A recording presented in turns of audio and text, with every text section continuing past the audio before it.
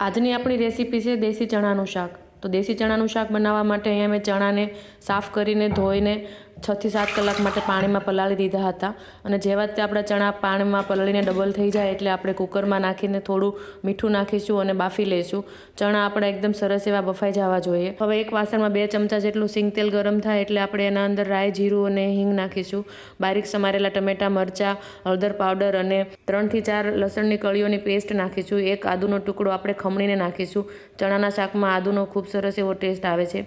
મરચું પાવડર, ધાણા જીરું પાવડર નાખીને સરખી રીતે મિક્સ કરીશું.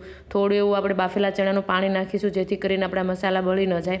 મસાલાની સ્મેલ આવે એટલે આપણે બાફેલા ચણા પાણી સાથે નાખી દઈશું. ઉપરથી લીંબુ નાખીશું, ગરમ મસાલો નાખીશું, સ્વાદ મુજબ મીઠું નાખીશું અને કોથમીર નાખીશું. ઢાંકીને થોડીવાર માટે પાણી બળે ત્યાં સુધી ગેસ પર રહેવા દઈશું.